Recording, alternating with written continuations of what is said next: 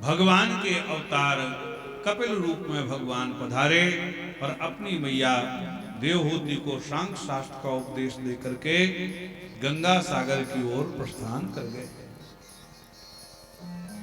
और सबसे छोटी बिटिया जो प्रसूति थी, उनका विवाह दक्ष प्रजापति के साथ में हुआ, जिनके यहाँ 16 बेटियों ने जन्म लिया, जिनमें से 13 बेटियां धर्म को ब्याही।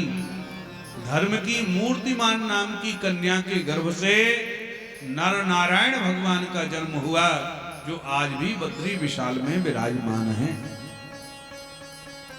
और एक बिटिया का नाम स्वाहा और एक का नाम स्वधा, जो पितरों को ब्याही गई। और सबसे छोटी बिटिया का नाम था देवी सती, जो भूत भावन भगवान शंकर के साथ में ब्याही गई थी।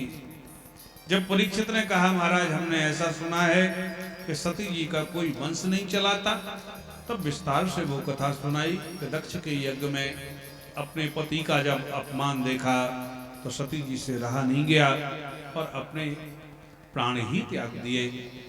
कालांतर में शैलपुत्री बन के कठोर तपस्या करके पुनः भोलेनाथ का वरण किया।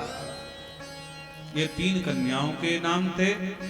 अब 2 बेटा प्रियव्रत और उत्तानपाद। प्रियव्रत तो बाबा बने, उत्तानपाद महाराज ने 2 विवाह किए। सुनीति और सुरुचि इनकी पत्नियों के नाम हैं। सुरुचि और सुनीति में से सु हटा दो तो शब्द बनता है नीति और रुचि। सुंदर नीति से हम कोई काम करना चाहते हैं तो रुचि उसके ऊपर हावी हो जाती है। बोलो राधे राधे। और यही हुआ ध्रुव जी महाराज के यहाँ। उत्तानपाद महाराज की 2 रानियां सुनीति और सुरुचि। छोटी ही रानी जिसका नाम सुरुचि था, उससे राजा बहुत प्रेम करते थे। कालांतर में दोनों के गर्भ से एक एक बालक ने जन्म लिया। सुरुचि के गर्भ से जो बालक जन्म लिया उसका नाम उत्तम पड़ा, और सुनीति के गर्भ से जिस बालक ने जन्म लिया उसका नाम ध्रुव पड़ा। कालांतर में ध्रुव जी महाराज ने 5 वर्ष की अल्प आयु में कठोर तपस्या करके भगवान का वह परम पद प्राप्त किया। इन सब कथाओं को हम सब भली बात जानते हैं, तो केवल स्पर्श इसलिए कर रहे हैं कि आचमन तो कम से कम हो ही जाए, क्योंकि इधर कथा भी सुनना है और उधर दौड़ करके घर भी जाना है, क्योंकि महाराज भोजन बना करके खा के खिला के फिर रामलीला का दर्शन करने भी आना है। बोलो राधे। और मेला भी देख ले। कई जनी तो बैठी बैठी सोच रही हूँ कि महाराज आरती ही नहीं करा रहे। बोलो राधे राधे। ध्रुव जी के वंश में महाराज अंग का वृतांत सुनाया है, महाराज पृथु का चरित्र सुनाया है, ऋषभ देव की कथा सुनाई है, जड़ भरत का चरित्र सुनाया है। अब राजा परीक्षित ने जब पूछा, महाराज ये नरक किधर है, तब सुखदेव भगवान कहते हैं, राजन पृथ्वी से 99,000 योजन की दूरी पर है संयमनी पुरी, जिसमें 28 प्रकार के मुख्यतः नरक, छोटे मोटे तो सैकड़ों नरकों के नाम बता। रौरव, महारौरव, कुम्मीपाक, अतिसूतपन, लाला भक्त, वैतरणी, पूयोल, प्राणरोज, वज्रकंटक, शालमणि, वैतरणी आदि आदि, ये नरकों के नाम। कौन से पाप कर्म करने पर व्यक्ति कौन से नरक में जाकर के यातना पाता है, उसका भी विस्तार से वर्णन। राजन यत्र यस्तु परवित्ता पत्तकलत्राण अहपरति सहकाल पाश बद्धो यम पुरुषे रति भयानके तामसे नरके बला निपात्यते। पराई स्त्री और पराये धन का जो बलात् अपहरण करके ले जाते हैं, ऐसे लोगों को तामस नरक में जाकर के यातना पाना पड़ती है।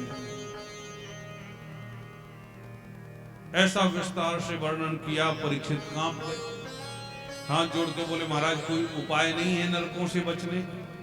सुखदेव भगवान बोले है ना। क्या? बोले उपाय है भगवान नाम। देखो कपड़ा पहनते पहनते दाग पर दाग लगाते चले गए, तो बुद्धिमानी तो यही है कि अपने घर में ही कपड़े को धुल लो, और घर में धुलने का यदि समय नहीं है तो फिर धोबी घाट भेज दो। अब धोबी घाट पर कपड़े की धुलाई के साथ साथ धुनाई भी खूब होती।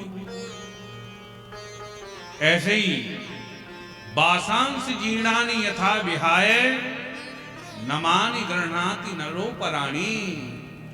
इस मानव शरीर में दाग पर दाग लगाते चले गए, और भगवान नाम के साबुन से इसके दागों को नहीं धोया तो फिर जो यमपुरी है वो धोबी घाट है, उस पर मार मार कुटने सही कर दिए जाते हैं। बोलो राधे राधे। भगवान के नाम की महिमा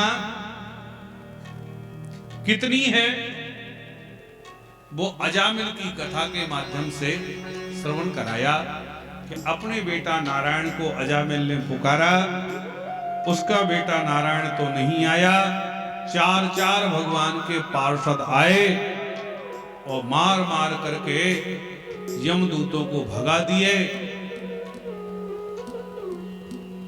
अजामिल को वैराग्य हो गया कि धोखे से भगवान का नाम लिया तो यमदूतों को मार मार करके इन्होंने भगा दिया। सच में यदि नाम लिया होता तो उद्धार ही हो जाता। भगवान के नाम की महिमा अनंत है। और थोड़ा संक्षेप इसलिए करना पड़ा कि कथा बहुत पीछे चल रही थी। ऐसे तो 15 दिन में भी अभी जन्म नहीं हो पाता भगवान का, और कल हम लोगों को जन्म करना है। तो माताएं सब पीली पीली साड़ी पहन करके आना कल। जिनके पास में नहीं हो वो पड़ोसी से मांग लेना, केवल कल कल के लिए। और नहीं दे तो तुम तो चली आई। भगवान की कथा सबको पी लो करता। और खाली हाथ नहीं आना। टॉफी, बिस्कुट, खिलौने, दूध, दही, माखन, अठवाई पंजीरी घर से बांध के लाइयो। हमारे लाने नहीं।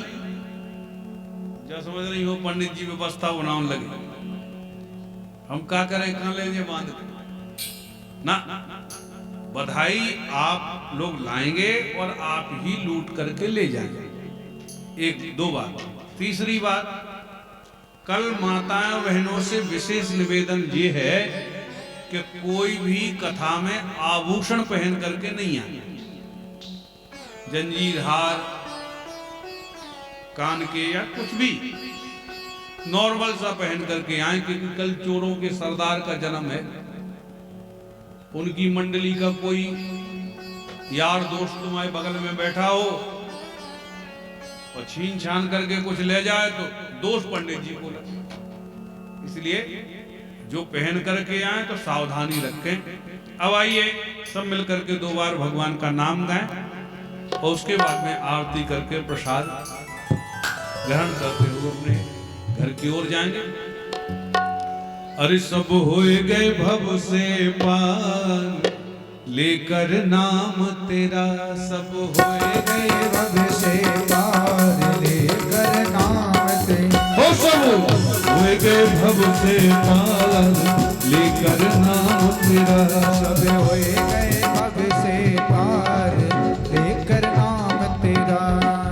नाम तेरा हरि नाम तेरा, नाम तेरा हरि नाम तेरा, नाम तेरा हरि नाम तेरा, नाम तेरा हरि नाम तेरा। हो सब होए गए भव से पार लेकर नाम तेरा, होए गए भव से पार लेकर नाम तेरा। हो सब होए गए भव से पार लेकर नाम तेरा। सब होए गए भव से पार लेकर नाम तेरा। राधे राधे।